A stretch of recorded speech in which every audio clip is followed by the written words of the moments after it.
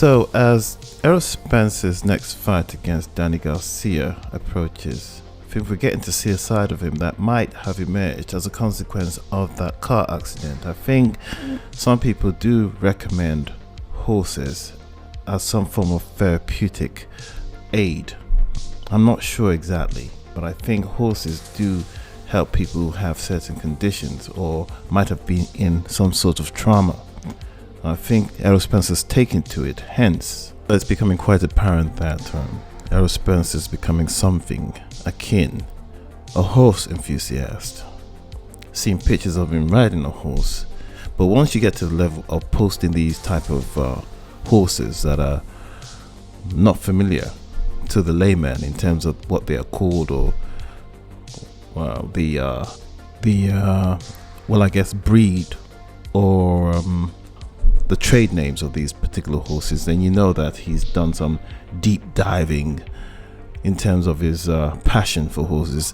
I know some people like that because I sort of grew up around the north of England, and there's quite a few, towards north of England, and there's quite a few people who love horses like that. Gypsy King, and just like to announce I'm definitely fighting December the 5th in London in the UK. Opponent to be announced very, very soon. Just working on some opponents. Let you all know who it's going to be shortly. Watch this space. Return of the Mac. So, to the surprise of quite a few fans out there, Deontay Wilder fans especially, not the ones who worship him, but his fans in general, there was a surprise posting by Deontay Wilder. And he does post on Instagram for the most part in regards to things that he's doing in his private life, like scuba diving or some fashion thing or whatever, you know what I'm saying? He does all these little these activities that have very little to do with boxing. It's almost as if boxing is very separate from his private life, and that's what he likes to sort of that's what he likes to promote on his Instagram page. However, there's a difference here because of the fact that he's referencing a fight, a boxing match. Now, I don't know whether he's done any of these in quite a while, and if he had, I'm guessing some people would have said like, okay, Deontay Wilder commented on this, but he decided to comment on the Gervonta Davis versus Leo Santa Cruz fight, saying, I can't wait for the fight, who you got? And stuff like that. Now, there's been a mixed bag of responses. Some people are happy to see that he has some input. Some people are quite cynical in the sense that they are asking, why is he ready to speak about Gervonta Tank Davis and Leo Santa Cruz, but there's no mention of his own fight against Tyson Fury. And there's the regular trolling the Tyson Fury fan and so on and so forth. But all in all, though, what I believe Deontay Wilder is trying to communicate here is the fact that, you know what, he wants to sort of see this boxing thing all together as a fan, because if it was more from a personal interest, in the sense that he was interested in regards to his own input as a boxer as opposed to a fan, then he would probably be interested and say that he couldn't wait to see what would be the outcome of a fight between Derek Chisora and Alexander Usyk. Okay, because that's more intriguing, in all honesty, in terms of what could be the outcome, than asking who you got when it comes to Leo Santa Cruz versus Gervonta Davis. I think most of us are aware of the fact that Leo Santa Cruz stands very little chance of beating Gervonta Davis in that fight. I think very little chance whatsoever. And what we really are trying to gauge is how great of a boxer Gervonta Davis really is as he moves forward and goes on to other opponents that may pose more of a challenge in his weight class or around his weight class. The Teofimo Lopez's, the Ryan Garcia's, or even Devin Haney, so to speak. But this fight here doesn't really make that much difference. But all in all, though, Deontay Wilder fans are quite happy to see him. Somebody posted a video, which I'm going to connect to this, in regards to how they view the whole situation with Bob Arum and the third fight. He's got his very skewed view, nevertheless, but it is what it is. Anyway, I'll leave that and move on. Oh man, you gotta say something to y'all, nigga. Let the y'all know, nigga, the fight happening. That bitch ass nigga Bob, he trying to fuck you off cause he want the fight where he want that bitch in Vegas. Nigga, you come right down here in Texas, have that bitch jumping, nigga. Fuck the dumb shit. Don't let that motherfucker manipulate this shit. That motherfucker's a goddamn demon, nigga. The goddamn demon. He ain't a devil. That little motherfucker too little to be a devil. He a demon, little motherfucker. Smack that hole on the top of his goddamn head. Nigga, bring this shit down here to Texas, nigga. Bring it down here, nigga. That bitch gonna still sell out, nigga. Yes, sir. Yes, sir. So let's preview Alexander Usyk versus Derek Chisora. I think conventional wisdom is based around a consensus that the boxer beats the brawler. That the boxer will beat the brawler. But that doesn't necessarily always apply to the heavyweight division. That's why a lot of people can sort of sit on the fence when it comes to Derek Chisora versus Alexander Usyk.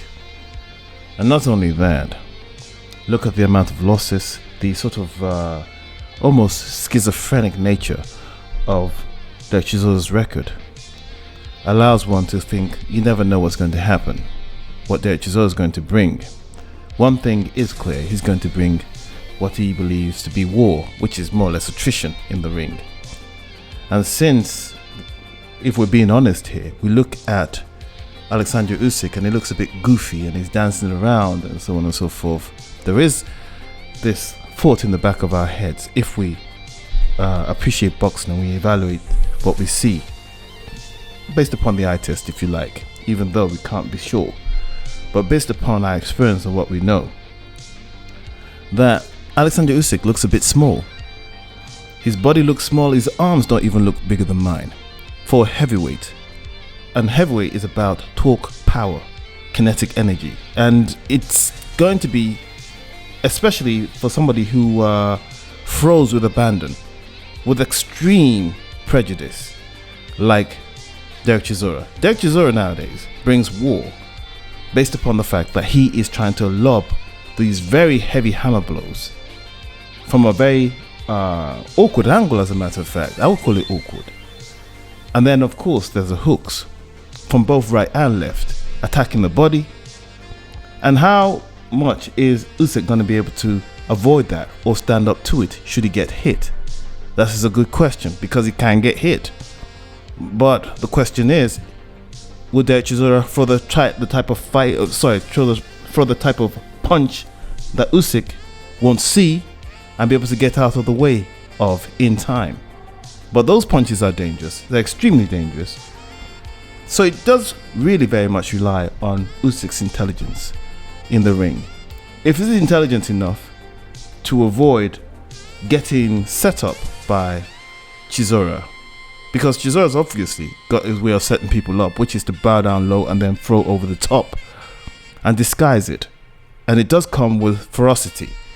But if Usyk is wise enough to recognize that, then he won't even let Chisora set. But that's where the physical strength comes into it. Can he push Chisora off balance enough to not set and throw those punches? So that is really why there are some unanswered questions about the Usyk versus Chisora fight. But ultimately, though, I'm still going to say that Usyk's going to win, but he might win ugly.